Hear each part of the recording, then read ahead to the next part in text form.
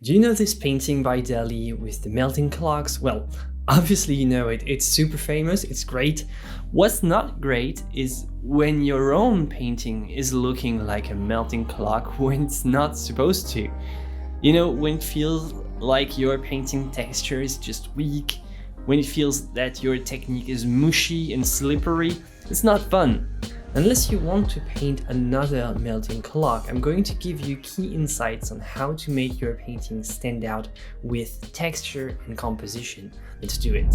Blending too much with oil paint can make it difficult to achieve realistic textures because it tends to smooth out the paint excessively, making it difficult to create the rough, textured surfaces that are often found in real life. We all love a nice, soft, perfectly smooth gradient. The problem is that this type of texture is not appropriate for a lot of real life objects. Very soft blending works great for plastic, but if you take it too far, everything starts to look like plastic, and you don't want that. When you blend oil paint too much, the brushstrokes and other details can become lost, resulting in a surface that looks too flat and uniform. In order to achieve realistic textures with oil paint, it's generally best to use a variety of techniques that allow you to build up layers of paint and create a sense of depth and dimension and volume. Blending too much reveals how important texture is in figurative realism. Most people think that a good painting is about getting the right color at the right spot, but color is nothing if you don't have the right texture. I even have an entire 2-hour chapter in my color theory demonstrating the link between color and texture and showing how crucial it is to control both to create a realistic impression of an object, to create a realistic painting. And yet, somehow texture is very often overlooked by beginners who wonder why, even though they can mix the right shades, their paintings still feel sloppy, almost molten like a Dali clock. Well, look no further. Color without texture is just a big blob. It doesn't work. Texture can be a powerful tool for directing the viewer's attention in a painting. By using textured brushstrokes or impasto techniques to highlight certain areas of the composition, you can draw the viewer's eye to those areas and make them seem more prominent or more important. For example, if you want to bring focus to a particular element in your painting, such as, a person's face, you might want to use thicker, more textured brushstrokes to paint that area, while using smoother, more blended strokes for the background or other less important areas. This can help to create a sense of depth and dimension and can make the focal point of the painting stand out more clearly. Conversely, if you want to make certain elements of the composition seem less prominent or somehow out of focus, you can use smoother, more blended brushstrokes to paint those areas. This can help to create a sense of softness or a distance and can help to draw the viewer's eye to the more prominent element in the painting, almost like a photographer using depth of field to guide the viewer's attention, except that in this case, you don't necessarily have to make everything blurry. You can just leave them less defined than the rest or more sketch-like than the rest by simply avoiding details for objects in the background. You can make them look out of focus. Just be very loose. Just suggest the shapes with swift strokes, nothing sharp, nothing detailed, and it will pull the area out of focus very naturally. Overall, using texture to bring focus to key elements of the composition and to create a sense of depth and dimension can be a very powerful way to enhance the impact of your painting and really make them stand out. If you want to avoid creating a painting that looks too busy, the most important thing to do is to simplify the composition. And this might simply involve reducing the number of elements in the painting, using larger shapes, blocks of color, or eliminating unnecessary details. Only use details on areas towards which you want to bring attention. And also, don't be shy on using negative space as well. Composition is about what's in the painting, but it's just as much about what's not in it.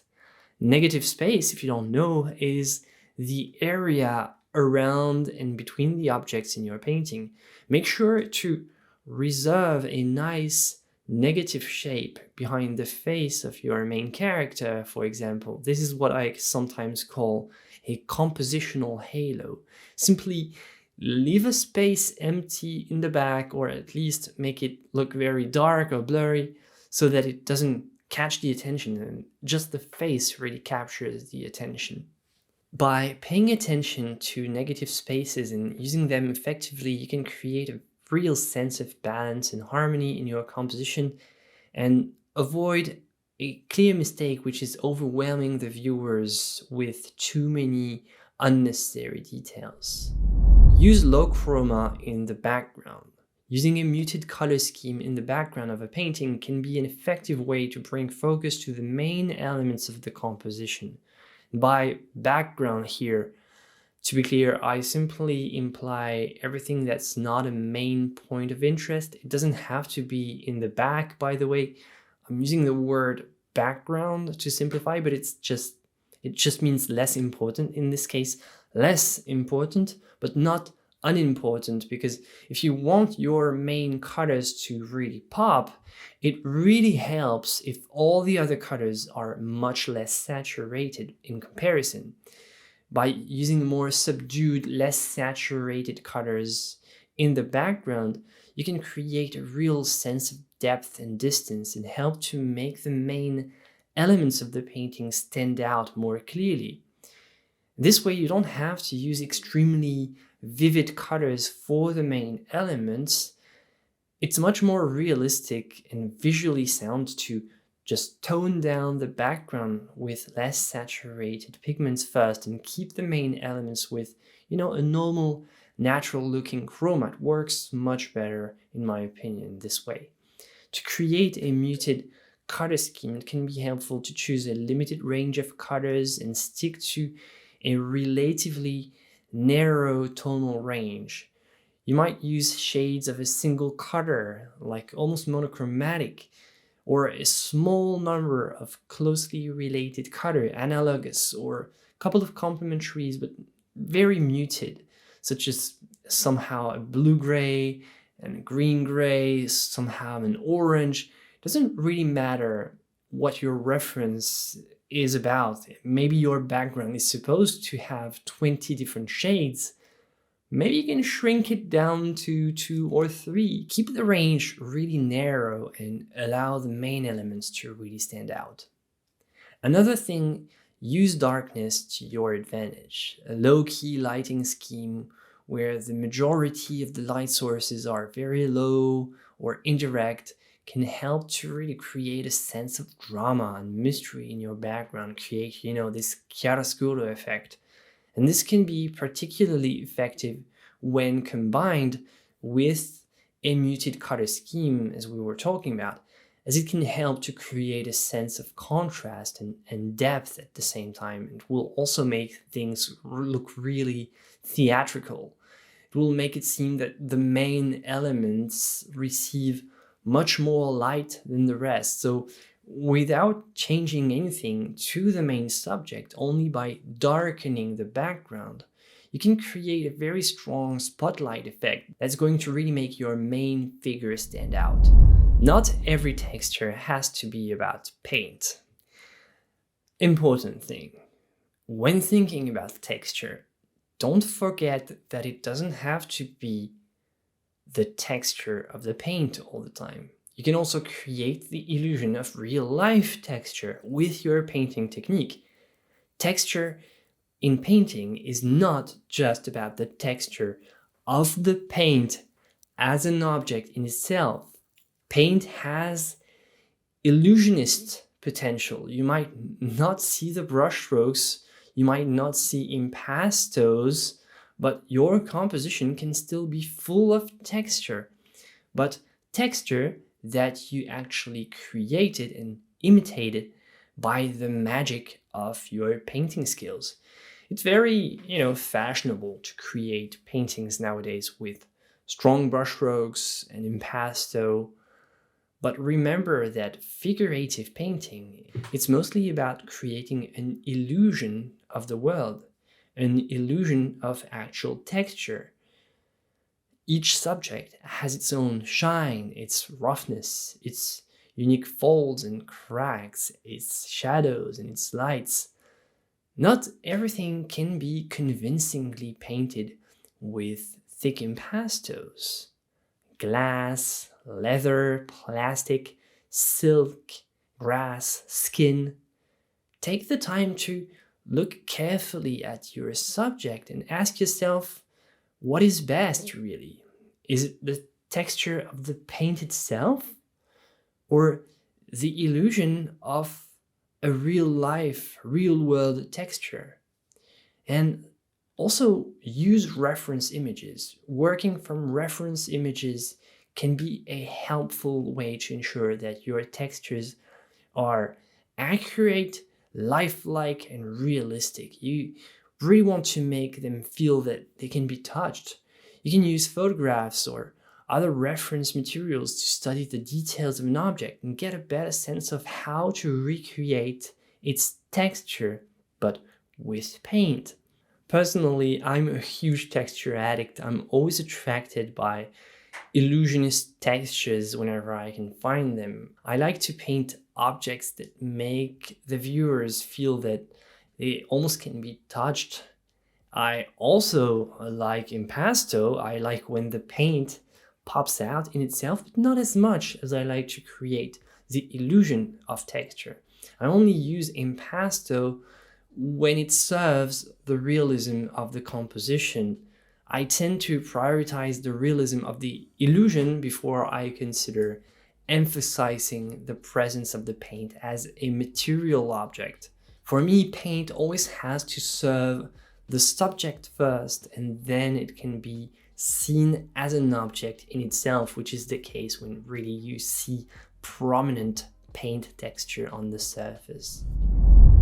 So if you're a beginner and feel that your painting are weak, sloppy, that they lack, strength, here are a few recommendations that can help you improve. First, practice regularly. The more you practice, the more you will develop your skills and improve your paintings. You can practice with still life and really emphasize, texture objects, different types of surfaces. It can be helpful to set aside a regular time each week to work on your texture painting skills, even if it's just for a short time. 2, stick to your reference images. Working from models or reference images really is the best way to ensure that you are accurately capturing the subject of your painting. It can be images, it can be real models, real life models. Anyhow, if you have doubts, just refer to your model and try to represent it as accurately as possible. You can use photos, real objects, or any type of reference materials to study the details of your subject and try to really understand how this texture can be painted, how to sense, how to recreate it with paint. The secret of realism is all in the connection to the model. Just make sure to have good models to work with and refer to them as often as possible. And finally, don't be afraid to make mistakes. It's natural to make mistakes when you're learning to paint, and it's important not to get too discouraged by them. Instead, try to use your mistakes, like I always said, as opportunities to learn and improve. If you want to start with a good follow-along tutorial to improve the realism of your painting with an exercise full of texture, you can simply click here and I'll see you there. Thank you to everyone supporting me on Patreon. This video wouldn't be possible without you, so thank you. If you want to join the community, the link is in the description. You'll also find the links to both my courses, my oil painting course and my color course. And as always, my friends, joy and inspiration to you.